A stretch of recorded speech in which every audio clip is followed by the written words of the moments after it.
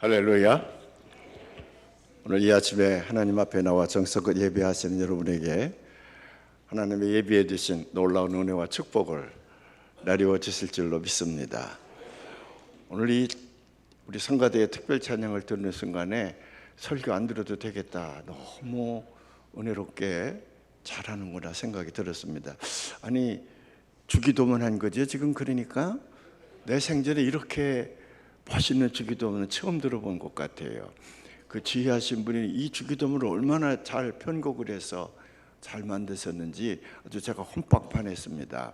앞으로 제가 혹시 평생에 이런 기회는 없겠지만 성가대를 지휘할 수 있는 기회가 있으면 이렇게 해야 되겠다, 그런 마음까지 갖게 됐는데, 지금까지도 한 번도 그런 기회를 안 주셨는데 앞으로도 주실 일은 없지만 오늘 너무 잘하셨습니다. 정말 우리 지휘자님께 크게 치아를 드리고 싶습니다.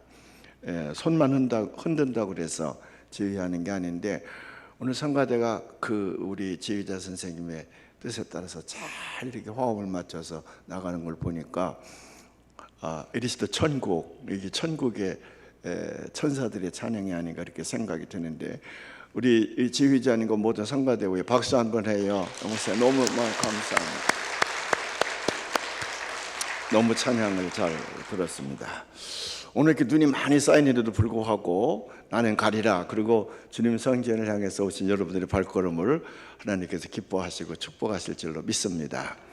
이제 대장정 한 주간 동안의 긴 여정 동안 여러분들이 부흥성에 참여해 주셨는데, 오늘 이제 마지막 시간입니다. 제가 어제 저녁에도 말씀드렸지만은 하나님께서 우리를 참 십자가의 은총으로 구속해 주셨습니다. 우리는 죄로 말미암아 심판을 받고 하나님의 형벌을 받을 수밖에 없는 그런 존재이지만은, 하나님께서 나 같은 죄인을 살리시기 위하여 십자가 위에서 내 죄값을 치르시고 우리를 다시 살려내셨습니다. 그래서 하나님의 딸, 하나님의 아들로 살게 해주셨는데, 이 땅에서 이제 하늘나라 갈 때까지 하나님의 딸, 하나님의 아들로 살아가는 생활을 우리가 신앙생활이라 그렇게 하죠. 신앙생활. 이제 천국에 이를 때까지 이곳에서 우리는 하나님을 섬기며 신앙생활을 해야 되는데, 그 신앙생활 하는 데 있어서 중요한 세 가지 키워드가 있다고 그랬습니다. 제가 어제 저녁에도 말씀을 드렸는데, 하나는 우리가 믿고 있는 하나님, 절대자 하나님, 그분은 누구냐 그러면 삼위일체 되신 하나님, 트리온 갓, 삼위일체 되신 하나님, 성부 하나님, 성자 하나님, 성령 하나님, 그 삼위일체 하나님을 우리는 믿고 있는 겁니다. 이 하나님을 믿는 데 있어서는 타협이라는 게 있을 수가 없습니다. 아무리 세상이 무슨 상생의 얘기를 많이 하고 또 다원화된 사회 속에서 여러 가지 얘기를 많이 하지만, 우리가 양보할 수 없는 것은 오직 우주를 창조하신 여호와 아버지 하나님, 창조주 하나님, 성삼위일체 되신 하나님만을 우리가 섬기는 자입니다. 이 하나님을 섬기기 위해서는 우리는 언제든지 우리의 생명을 내놓을 수가 있어요. 왜? 나 같은 죄인을 살리시기 위하여 그 하나님이 하늘보좌를 버리시고 이 땅에 오셔서 우리의 죄값을 위하여 십자가에서 자기 생명을 바치셨는데, 우리들 그 하나님을 위해서 목숨을 달라 하시면 언제 아끼겠습니까? 언제든지 기꺼이 하나님 앞에 목숨을 내놓을 수 있는 각오로 우리 하나님을 섬기는 줄로 믿습니다. 두 번째 키워드는 뭐냐면 성경이라고 하는 겁니다. 이 바이블 또는 스크립처 그렇게 얘기하는데, 이건 캐논입니다. 우리가 신앙생활하는 모든 내용이 여기에 기록되어 있습니다. 그리고 모든 지침서가 여기 기록되어 있어요. 그래서 우리는 성경 말씀대로 살아가는 겁니다. 누가 이 성경 말씀을 거역하고 만일 새로운 것을 우리에게 준다 그러면 우리는 결코 그것도 타협할 수가 없습니다. 우리는 성경 말씀을 진리로 알고 그 진리를 소화하면서 살아가야 될 줄로 믿습니다. 지금 어려움 중에도 이번에 여러분들이 결단하고 새로운 배단위 교회로 만들어진 것, 이 과정 속에서 여러 가지 그 마음에 좀 상처도 받고 의구심도 가지고 있는지 모르지만은, 그러나 분명한 것은 우리는 성경을 따라 사는 겁니다. 성경 내용을 우리 신앙의 지침서로 삼는 겁니다. 그래서 신앙생활하는 데 있어서 두 번째로 중요한 키워드는 성경이에요. 그리고 세 번째 중요한 키워드가 뭐냐면 교회라고 하는 겁니다. Church, 교회예요. 이 교회는 우리 신앙생활을 실현시키는 컨텍스트죠. 이 컨텍스트 안에서 우리는 하나님을 만나고 여기서 하나님의 음성을 듣고 여기서 하나님 말씀을 따라 하나님이 지시하는 대로 살아가는 거거든요. 그래서 이 컨텍스트가 우리에게 굉장히 중요해요. 그래서 우리가 성경을 배운다고 하는 말은 하나님의 세계의 언어를, 하나님의 세계의, 성경은 하나님의 세계의 언어잖아요. 그 하나님의 세계의 언어를 우리가 사는 이 세상의 세속의 언어로 어떻게 바꿀 것인가, 그 훈련을 하는 거거든요. 그래서 우리가 성경 공부를 하는 거고 또 담임 목사님을 통해서 또 설교 말씀도 듣게 되고 하는 거지요. 그래서 이 교회라고 하는 것은 매우 중요해요. 그렇다면 하나님께서 왜 이 땅 위에 교회를 존재하게 했을까? 저는요, 여러 가지 무슨 How can I define the church? 내가 교회를 어떻게 정의를 내릴 것이냐 그럴 때에 여러 가지로 자기 의견에 따라 정의를 내릴 수가 있지만, 저는 70년 예수를 믿고 45년 동안 감리교회에서 목사로 사역하는 후에 은퇴했거든요. 금년에 8순이라 그랬지요. 이렇게 80년이 가깝도록 하나님과 지내왔는데, 제가 생각하기에, 제가 깨닫기에는 교회는 두 가지를 위해서 이 땅에 존재하는 것이라. 첫째는 Praise the Lord, 하나님을 높이고 하나님을 찬양하고 하나님 앞에 영광 돌리기 위하여, 하나님 앞에 예배 드리기 위하여 교회가 존재합니다. 만일 아무리 훌륭한 교회를 지었다 할지라도 거기서 하나님을 예배하지 아니하고 하나님을 찬양하지 아니하고 하나님을 높이지 아니한다 그러면 그건 교회의 기능을 상실한 거죠. 그래서 교회가 이 땅에 존재하는 데 있어서 가장 중요한 것은 Praise the Lord, 주님을 저는 그걸 높이고 그렇게 얘기를 하는데, 우리 따라서 한번 해봐요. 주님을 높이고 주님께 예배드리고 주님 앞에 영광 돌리는 것이 교회이다. 교회이다. 그 말. 이게 첫 번째 목적입니다. 두 번째 목적은 뭐냐 그러면 raise people이에요.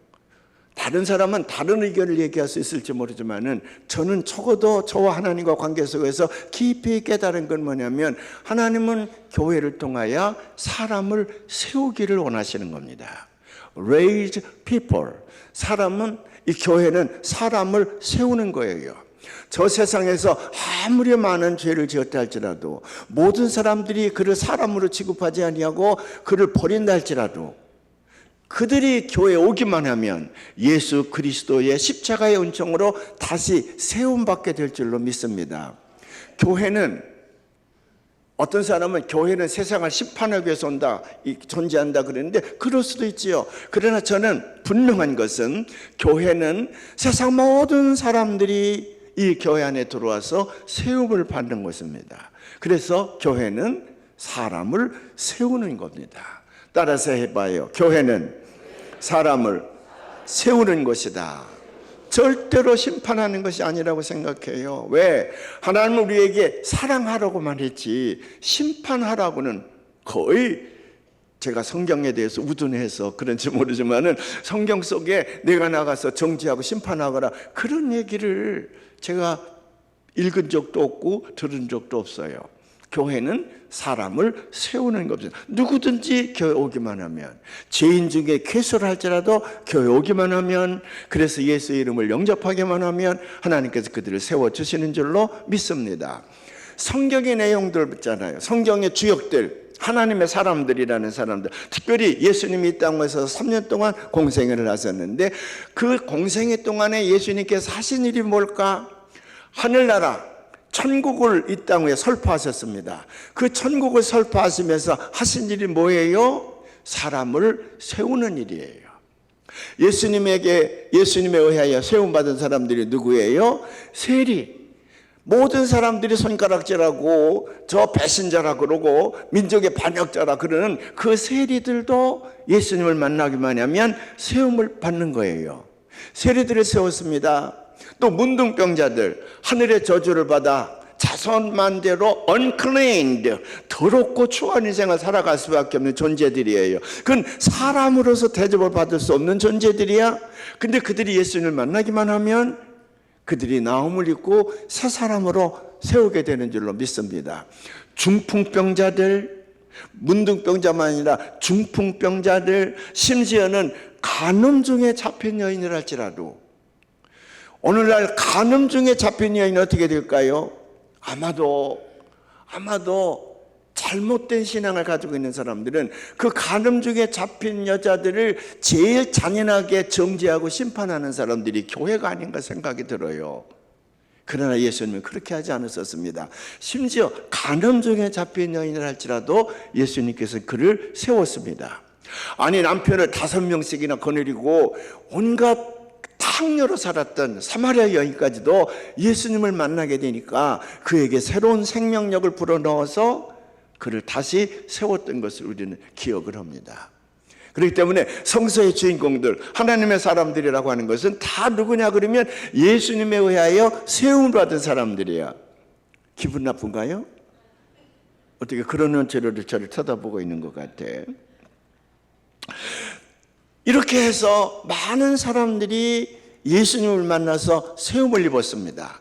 그래서 그 예수님이 교회를 허락해 주셔서, 그러면 우리 교회 안에서 먼저 불리움 받은 우리, 나 같은 죄인이었는데 주께서 나 위하여 십자가 지시고 하나님의 사랑을 나에게 확증시켜 주셨는데, 내가 이 교회를 통해서 해야 될 일이 뭐야? 사람을 세우는 일이에요. 사람을 세우는 일. 그래서 저는 교회는 하나님을 높이고 사람을 세우는 일이다. 하나님은 언제든지 우리를 세우시기를 원하십니다. 다른 말로 얘기하면 우리를 축복하시기를 원한다고 말이죠. 그래서 성경의 그 족장들의 역사를 보면 아브라함, 이삭, 야곱, 요셉 이렇게 내려가잖아요.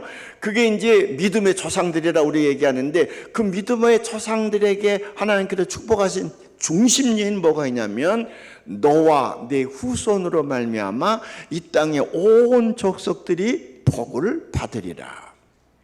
All people on the earth, all people on the earth, 모든 사람들이 will be blessed through you and your offsprings. 너와 내 자손들로 말미암아 복을 받으리라. 축복의 통로가 된다는 말이거든. 그 축복의 통로가 된다는 말은 그리스도의 사랑으로 우리를 통하여 사람을 세우기를 원하신다고 말이에요. 여러분들도 이 배단이 믿음의 공동체를 통해서 세상에 어떤 사람이라 할지라도 이 땅에 오면 세우는 교회가 될 줄로 믿습니다. 이게 이제 제 개인적인 느낌입니다. 개인적인 느낌인데, 한국에서 전두환 씨가 이제 전두환 전 대통령이 이제 정권 이양은 잘했지만은 5.18 광주사 때 이런 것 때문에 그가 이제 몰매를 맞게 됐습니다.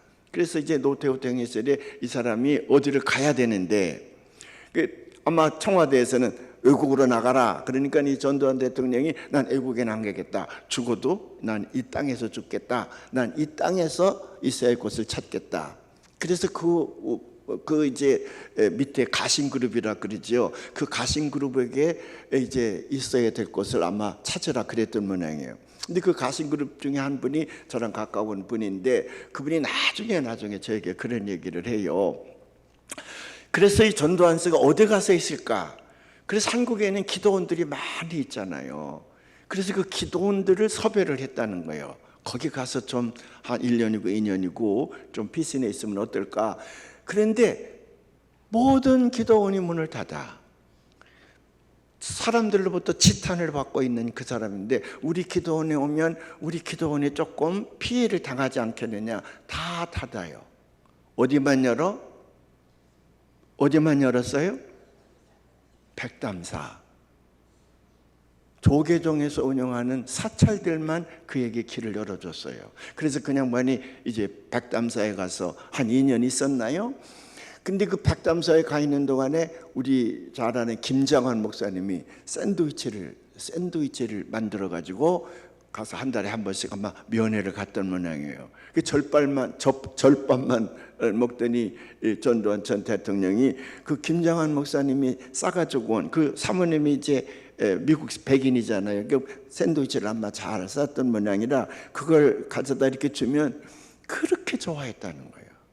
절밥만 먹던 이 양반이 그 김장환 목사님 대분이 싸다 주는 그 샌드위치를 그렇게 좋아했다는 거예요.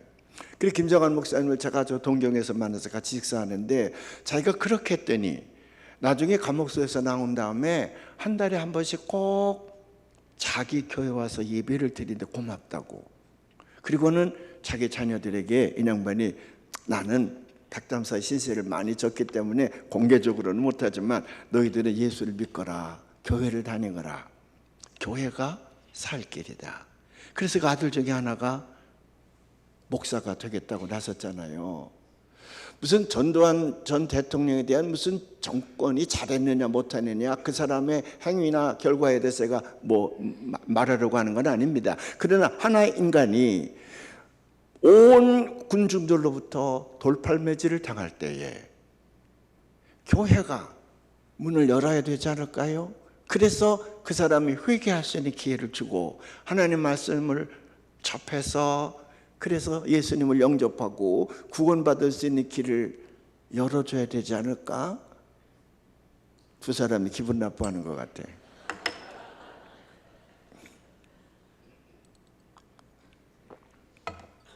다른 사람들이 저에게 돌팔매질을 던진다 할지라도 나는 그렇게 하고 싶어. 만약 그 양반이 저에게 왔다 그러면 제 품 안에 품고 싶어요.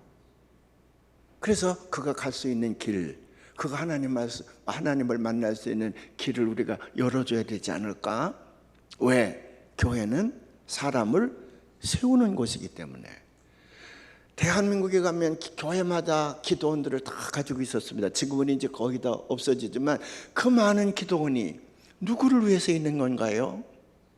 교회 안에 있는 열심당원들이 기도하기 위해서 그게 존재하나요? 물론 그걸 위해 존재하기도 하지만은 하나님을 알지 못하는 사람들이 그곳에 와서 하나님의 말씀을 듣고 하나님을 만나게 된다면 그 기도원은 얼마나 하나님이 기뻐하시는 기도원이 될까요? 아멘 안 하기로 작정하셨습니까? 그래서 교회는 사람을 세우는 것을 어떤 존재랄지라도 세상 사람들이 어떻게 그를 돌팔매질을 한다 할지라도요. 제가 이제 미국에서 목회를 할 때인데 어디라고는 제가 특정하지 않습니다만은 이제 조그만 시골 마을 이제 조그만 이제 타운인데 거기서 이제 교회를 시작을 하는데 이제 사람들이 교회 오죠. 근데 어떤 한국 여자 하나가 참 부끄럽게 살아. 술집으로 맴돌면서 참 부끄럽게 살아요. 그래서 그 사람이 코리안이라고 하는 게 창피해. 그쪽 그 지역에서 교회가 있는 그 지역에서. 그런데 어느 날 주일날 예배를 보고 있는데 그 양반이 저 뒤에 와서 앉아 있어요. 교회가 흉흉한 거야. 예배가 끝났습니다. 몇 명의 교인이 저 사람이 교회 오게 하면 안 되지요. 우리 교회가 수준이 있는데 저 사람이 교회 오게 하면 안 되지요. 그래요. 그래서 제가 답변을 못했습니다. 물론 그 사람이 오면 교회 명예가 실추가 될 가능성이 있어. 외국인들에게도 마찬가지야. 그래 제가 기도해 봅시다. 근데 그날 밤에 장로님이 하나밖에 없는 장로님이 찾아오셨어. 목사님 이럴 때에 분명한 우리 교회의 입장을 밝혀야 됩니다. 분명하게 목사님이 안 된다 이렇게 엄히 명령하세요. 교회 질서가 잡히지 아무나 와서 예배를 드리게 하고 참석하게 하면 안 됩니다. 아 그래요. 제가 오늘 기도해 보겠습니다. 그리고 주일날 저녁 밤새도록 기도를 했어. 근데 못하겠어. 당신은 우리 교회 나올 자격이 없습니다. 그렇게 말 못하겠어. 그 사람의 완전 있음으로 인해서 또 어떤 미국 사람이 이제 이중문화 가정 있는 가정이 몇 가정이 있었는데 그 남편도 저에게 전화를 했어요. 우리가 아는데 그 사람 교회 받아들이면 안 된다고. 이 큰일 났습니다. 진퇴양난이에요. 근데 월요일 아침에 제가 새벽 기도에 갔어요. 그 새벽 기도 인도한 다음에 장로님을 만납시다. 그 장로님 오시라 그래서 제가요 45년 동안 목회하면서 한 번도 사표라는 걸 내본 적이 없어요. 아니 하나님이 보내면 가는 거고 가라 그러면 또 가는 거지 목사가 무슨 사표를 내요? 한 번도 사표를 낸 적이 없는데 그때 딱 한 번 사표를 냈습니다. 그래 딱 장로님에게 들으면서 아무래도 저는 이 교회에서 사역할 자격이 없는 듯합니다. 저는 그렇게 마음이 그렇게 강하지를 못합니다.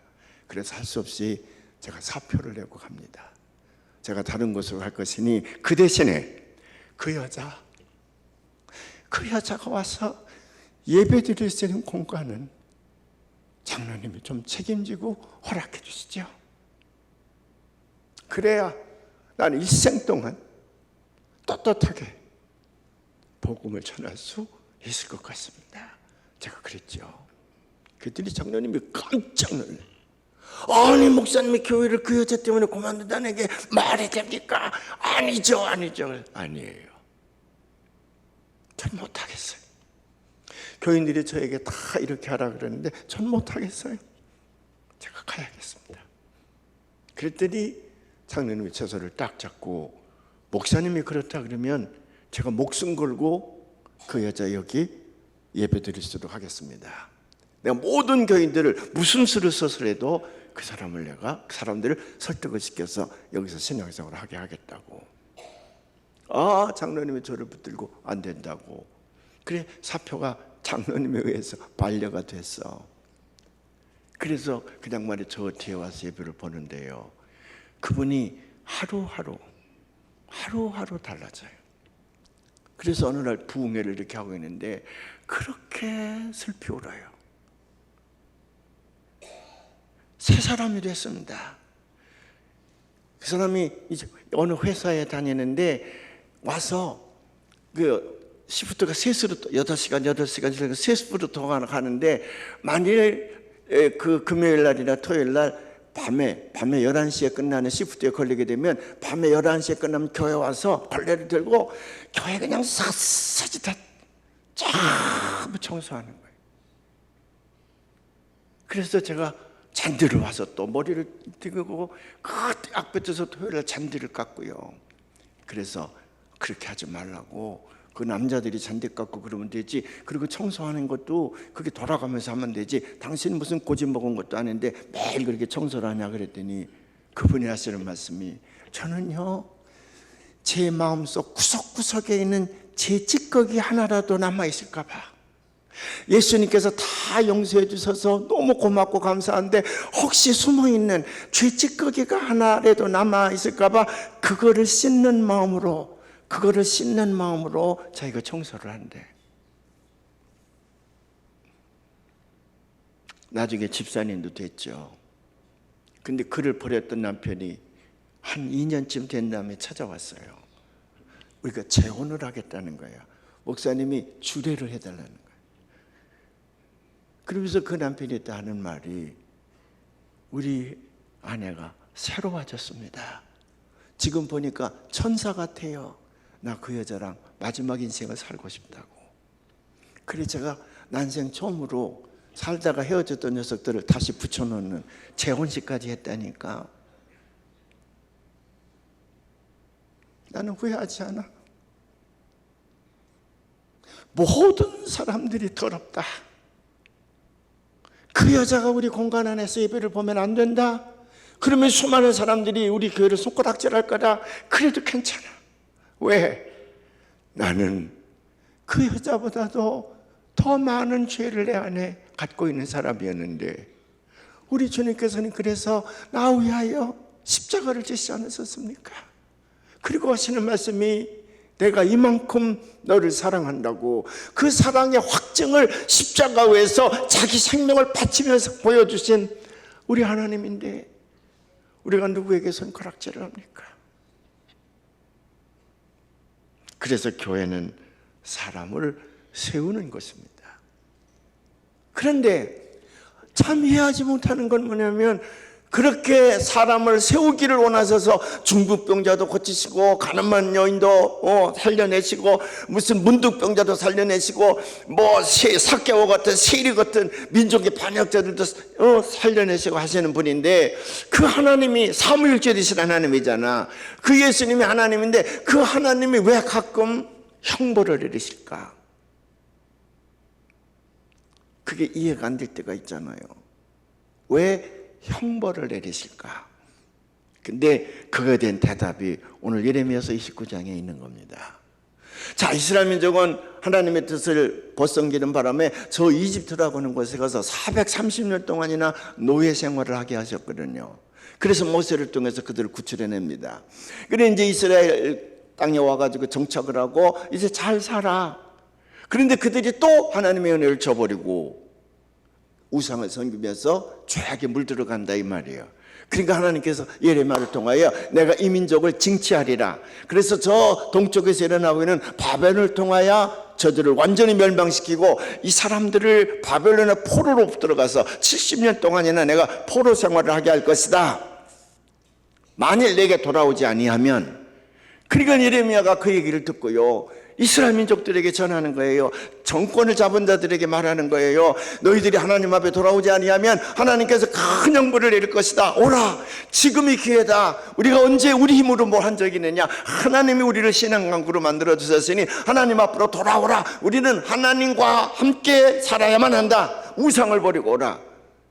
그래도요, 백성들이 듣질 않았습니다. 또 정권을 잡은 자들은 예레미야를 감옥에다 가두고 말이에요. 재수없는 말 한다고. 그래서 예레미야는 길거리를 다니면서 울며 하나님 말씀을 전했어. 돌아오지 아니하면 하나님이 큰 징계의 채찍을 들 것이라고. 그래서 예레미야를 가리켜서 눈물의 선지자라 그래요. 근데 예레미야도 가슴이 아픈 거야. 하나님이요, 또 우리 민족을 저 이방 나라에 노예로 끌려가서 또 그렇게 노예 생활을 해야 됩니까? 이 예레미야에게도 하나님의 마음이 거슬리는 거야. 하나님의 마음을 이해하지 못하는 거야. 착한 백성이라 그랬는데, 그럴 때에 하나님께서 예레미야 선지자에게 들려준 말씀이 오늘 우리가 봉독한 말씀이에요.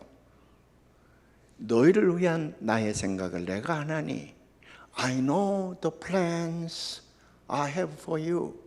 내가 너희를 위한 모든 계획을 내가 아나니 The plans to prosper you.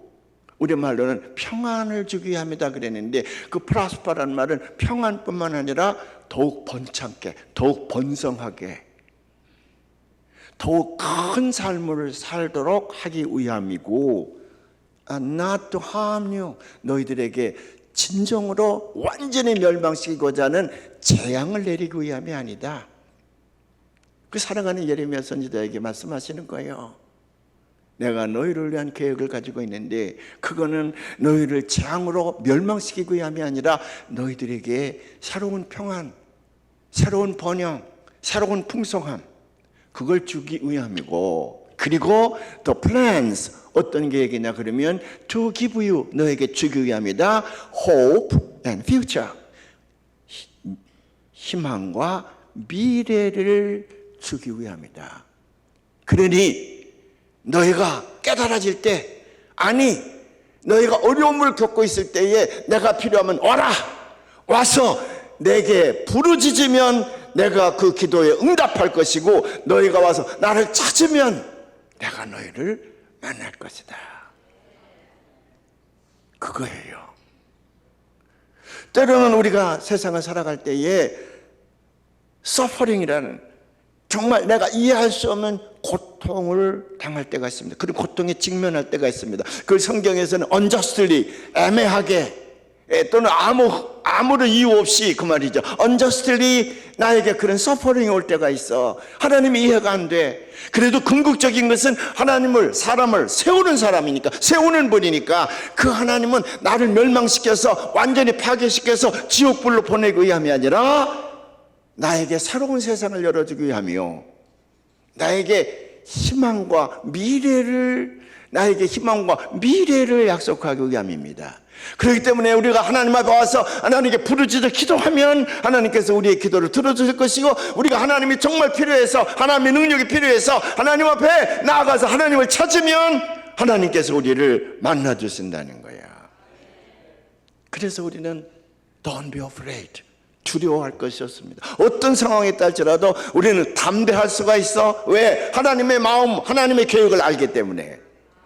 하나님은 끝까지 우리를 세우기를 원하시는 분인 줄로 믿으시기를 바랍니다. 그래서 기독교 신앙의 세계로 온다고 하는 말은 새로운 세계가 나에게 열려진다고 하는 말이요. 아브라함이 하나님의 택함을 받아서 갈대 우르를 떠날 때에 그를 무작정 정처없이 떠나는 것이 아니라 그에게 새로운 미래, 새로운 세계를 열어주는 거 아닙니까? 하나님이 나를 불러서 아브라함 혈통 가운데 있게 한 것은 아브라함처럼 우리에게 새로운 미래, 새로운 세계, 새로운 세계를 우리에게 열어주기 위함이야.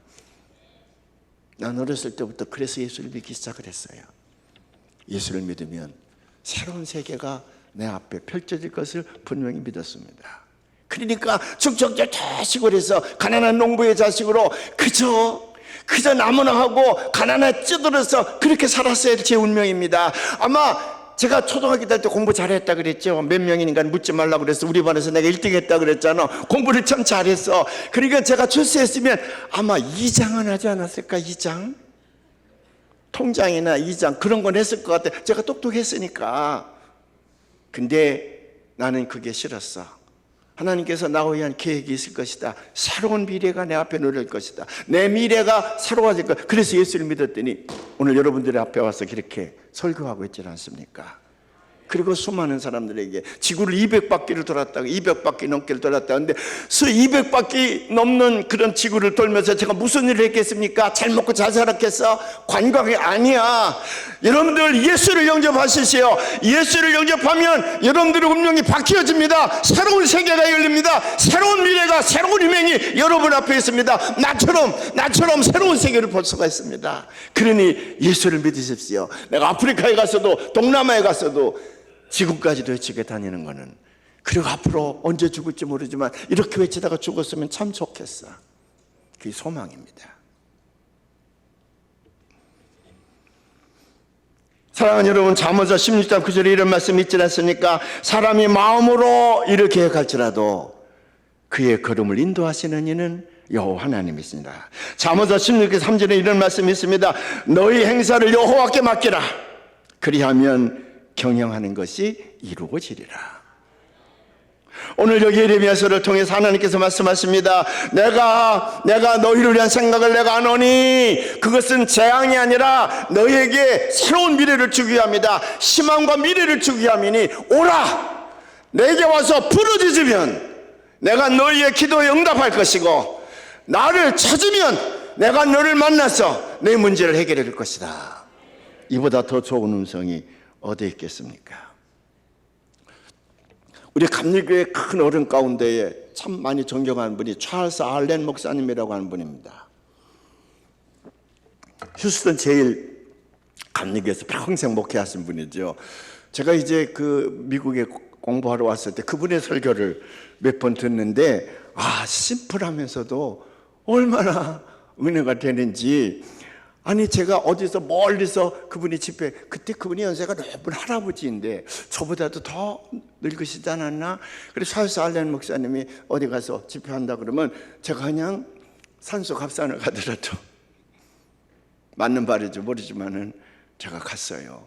아주 심플하게 설교를 참 잘해요. 근데 그분이요 찢어지게 가난했답니다. 그 동남부 그쪽에 사는데 어디가 찢어지는 건 알지? 어떤 사람은 자꾸 물어봐 저한테 어디가 찢어졌나.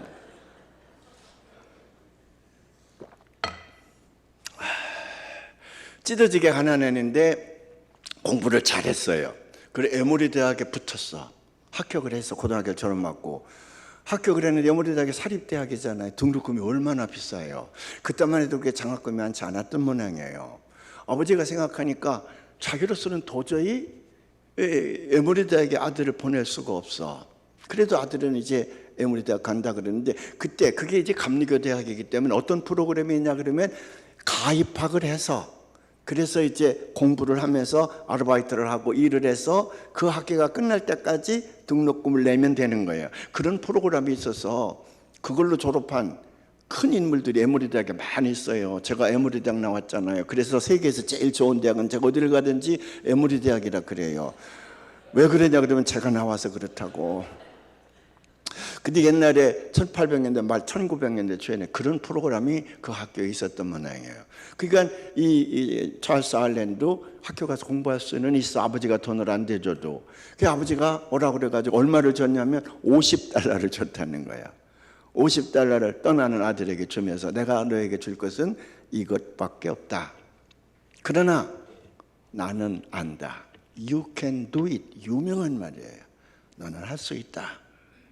왜냐하면 You have the faith in Jesus Christ. 예수 그리스도를 믿는 신앙이 넌 있지 않느냐. You have a vision in Him. 너는 예수 안에서 비전을 갖고 있지 않느냐. 그리고 You can pray for it. 너 그걸 위해서 기도할 줄 알지 않느냐. 그렇기 때문에 나는 안다. You can do it. 유명한 얘기입니다.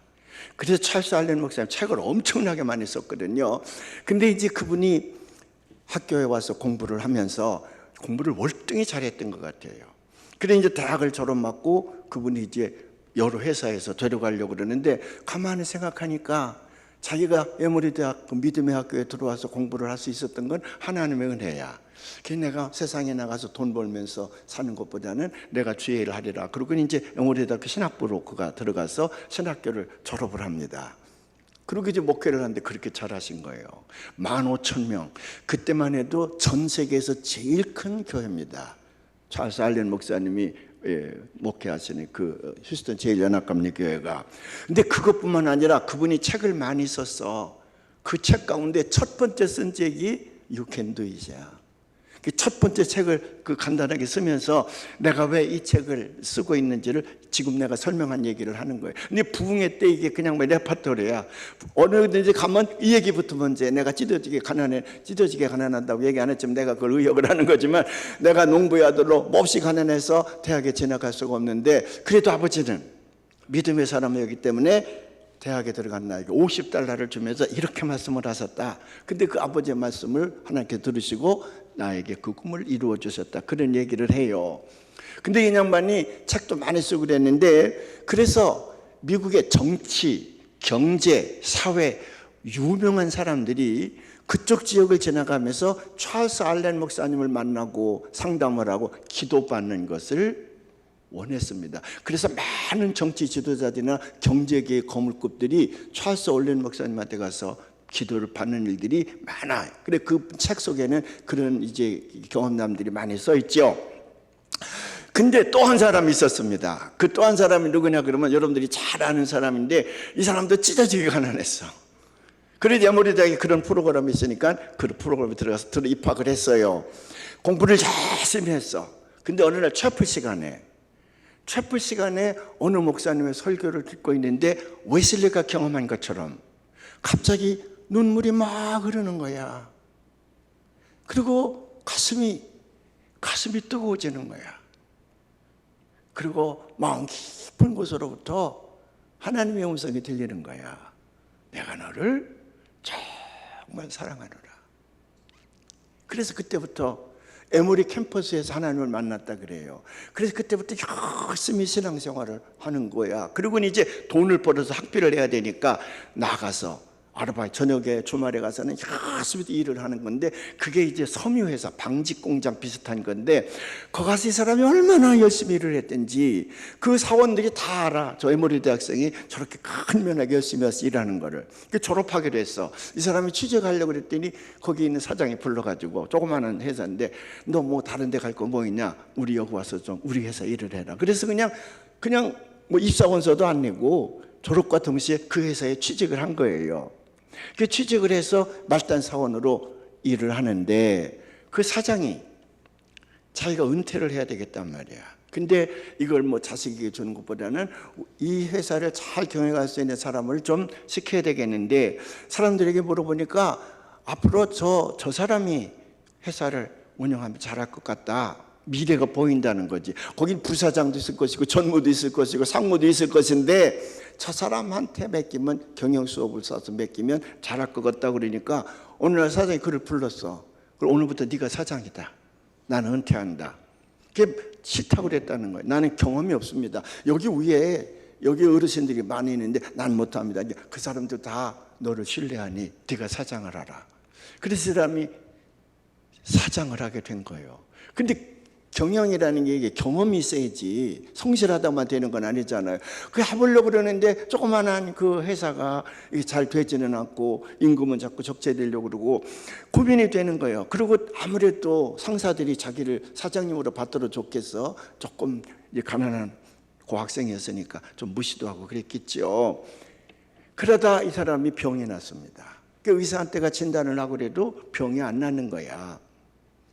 그러는데 이게 이제 사장이니까 경영자들 모임에 가기도 가고 그랬을 거 아니에요. 근데 거기서 하는 얘기가 휴스턴에 가면 찰스 알렌 목사님이라는 분이 있는데 그분에게 기도를 받으면 병도 낫는다더라. 그런 이제 소문을 듣게 된 거지.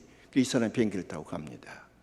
가서 찰스 알렌 목사님 만나서 내가 이렇게 돼서 지금은 정신이 혼미하고 그리고 생각이 백지가 됩니다.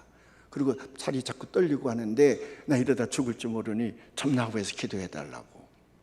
그러더니 이제 기도를 해주더래요. 잘 기도를 해주더니 조금 기다리라고 내가 처방을 가지고 오겠다고.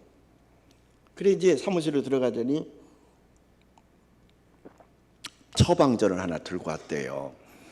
그래서 이제 무슨 약을 사서 먹으라고 하는 건 줄 알고 고맙습니다. 그리고 이제 와서 열어보니까 처방전 그랬는데 시편 23편을 아침에 일어나서 한 번 읽고 점심에 한 번 읽고 저녁 자기 전에 한 번 약을 드듯이 매일같이 그렇게 시편 23편을 꼭 읽으라고. 이거 약 먹는 것보다 더 중요하니까 꼭 그렇게 하라고 처방전이 돼 있는 거야. 의심도 되잖아요. 이게 뭐 시편 23편 자기 외운다는 거야. 그것쯤은. 근데 이걸 뭐 아침에도 점심에도 저녁에도 이런 걸 시켰나 하는 생각이 들었겠지.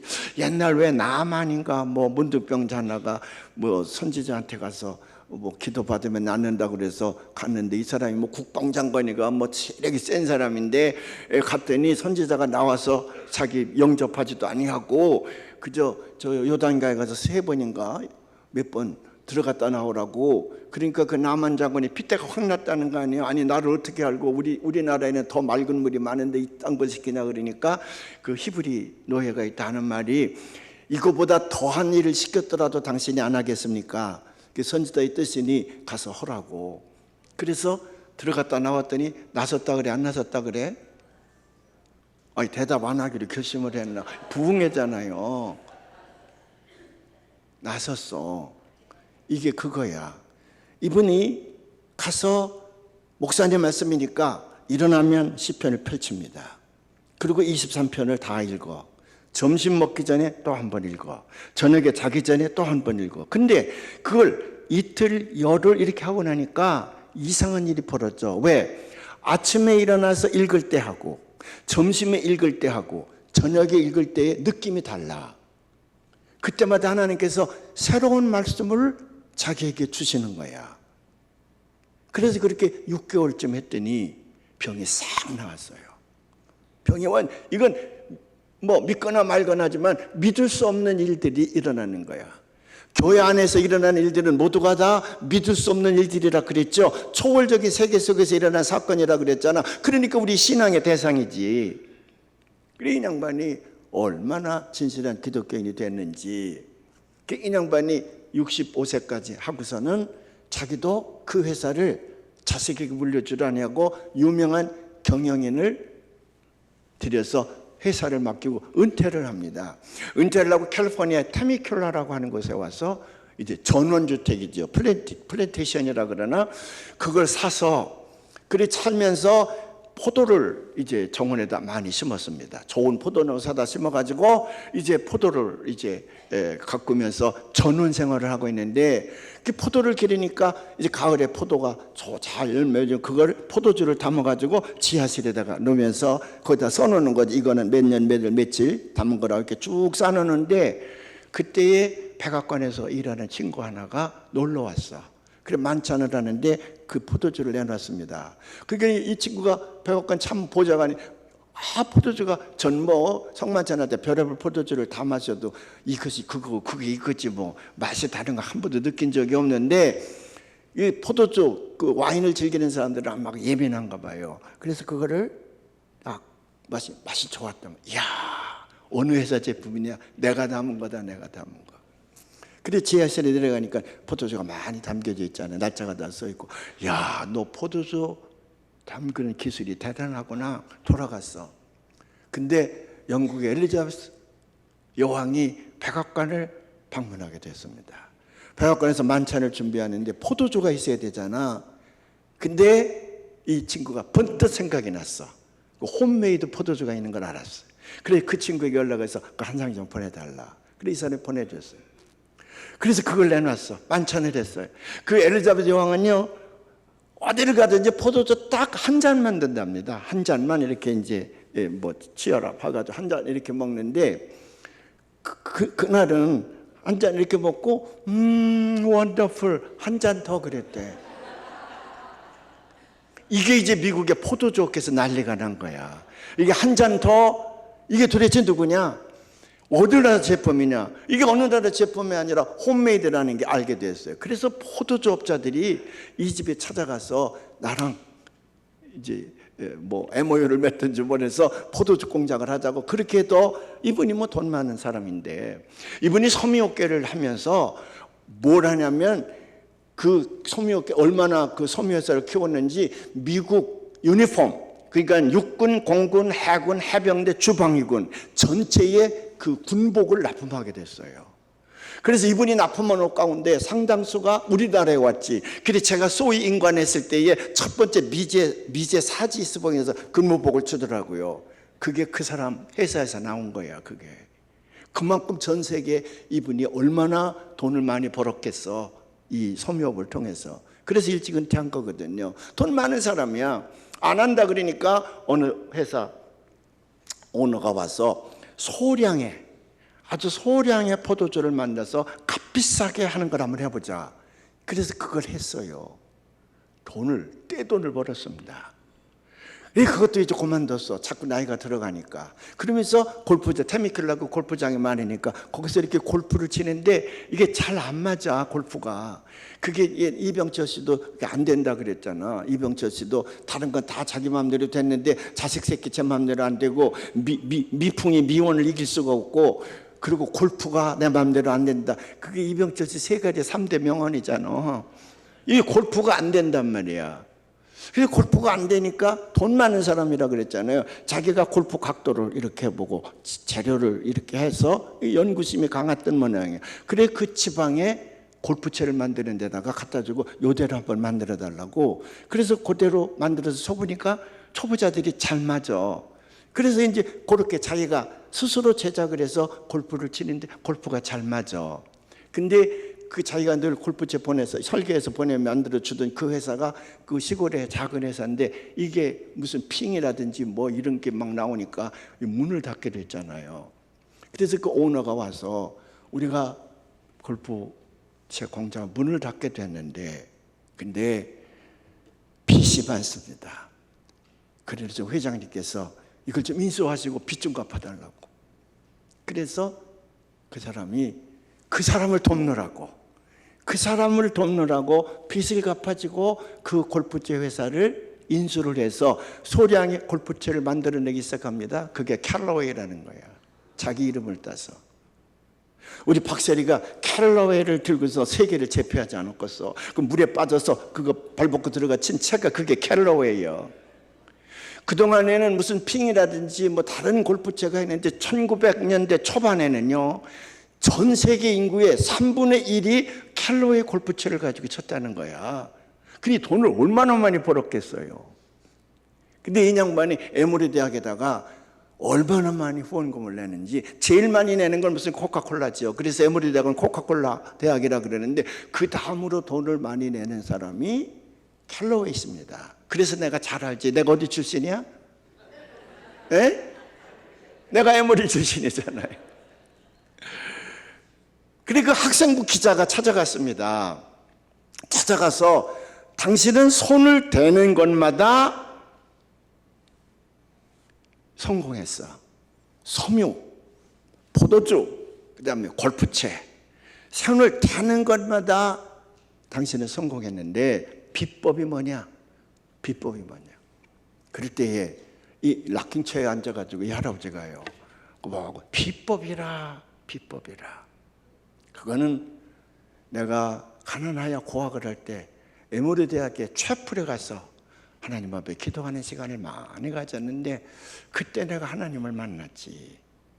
그래서 평생 나는 그 하나님만 의지하고 살아. 근데 아침에 일어나면 이렇게 기도한다. 하나님, 지난밤 잘 자게 해주셔서 감사합니다. 오늘 새날을 주셨으니 이 새날을 새날답게 살게 해주시옵소서. 그게 내 비법이네. 그게 비법이네. 그리고 그 다음에 그분이 세상을 떠났어. 에모리 그 신문에요, 에모리 별이 졌다. 에모리의 별이 졌다 그랬어. 그만큼 영향력을 많이 키운 분이에요. 근데 그분들이 모두가 다 가난한 시골에서 농부의 자식으로 태어났습니다. 미래가 없는 사람들이야.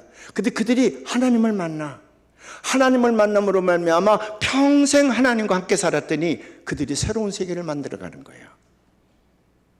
하나님께서 그들에게 미래를 주시고 하나님께서 그들에게 희망을 주신 거예요. 뭐 그분들이라고 때로는 안 아팠겠습니까? 그러나 그들 마음속에는 하나님께서 지금 나를 이끌어 가시면서 이런 고통을 주시는 까닭은 나를 저 재앙의 멸망의 세계로 이끌어감이 아니라 내 미래를 주기 위함이고 내게 새로운 희망을 주기 위함이니, 나는 필요할 때마다 그 하나님 앞에 부르짖어 기도하기만 하면 그 하나님이 분명히 내 미래를 이끌어갈 것이라고 하는 믿음의 확신이 그들에게 있었던 거야. 그래서 그들에게는 놀라운 미래를 만들어가는 주역들이 될 수가 있었습니다. 기도하겠습니다. 하나님 아버지, 감사합니다. 세상에 수십억의 인구가 있지만 저희들을 택하셔서 하나님 알게 하시고 예수 믿게 하시고, 여기 믿음의 좋은 공동체, 하나님이 택하신 믿음의 공동체 배단의 교회에서 우리 백승린 담임 목사님을 모시고 신앙생활하게 하시는 거 감사합니다. 여기서 하나님께 부르짖어 기도할 때에 하나님 만나게 하시고 하나님의 응답을 듣게 하시고, 하나님께서 우리를 위하여 보적해 주신 그 미래, 그 희망 늘 내 가슴 속에 살아있게 하여 주시옵소서. 예수님의 이름으로 기도하옵나이다. 아멘.